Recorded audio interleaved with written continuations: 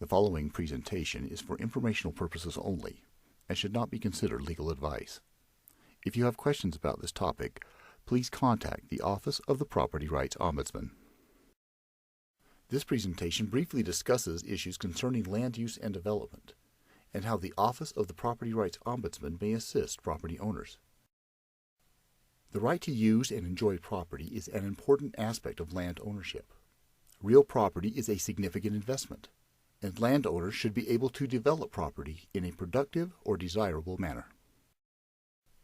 All property and all property uses are subject to reasonable regulation, including zoning regulation by a local government. Such regulation promotes important government objectives, including the health, safety, and welfare of the general public. The laws and processes of land use and development are far too complex for this brief discussion. What follows is an introduction to some of the issues commonly faced by developers.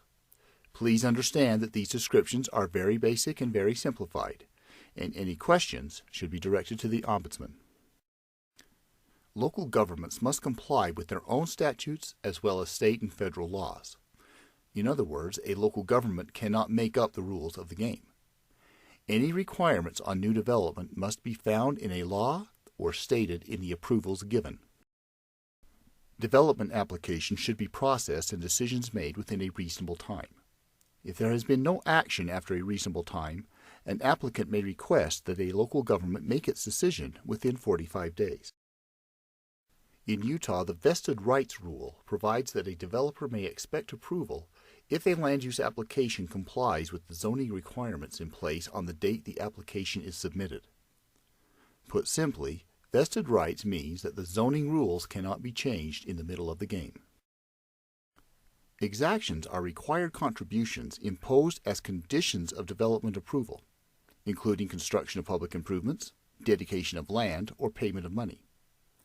Local governments may require exactions if there is an essential link between each exaction and a legitimate government interest, and if each exaction is roughly proportional to the impact created by the new development.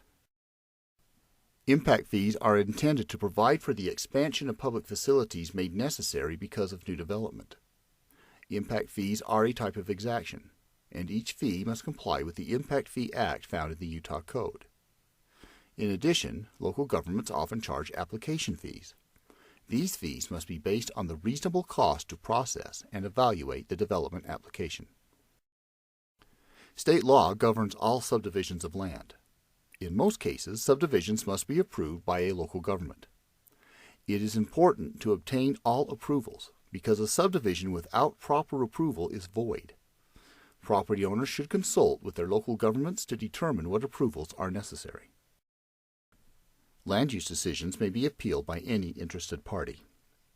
The appeal process depends upon the type of decision, local ordinance, and state law. In most cases, the time frame for appeals is very short, and the correct process must be followed or the appeal will be dismissed. Please contact the Ombudsman to discuss your appeal rights. The Office of the Property Rights Ombudsman may advise property owners and local governments on the laws pertaining to land use and development. The office may also assist by facilitating negotiation between developers and local governments. And finally, the office may prepare advisory opinions analyzing specific land use questions. If you have any questions about the laws and processes governing land use and development, please contact the Office of the Property Rights Ombudsman.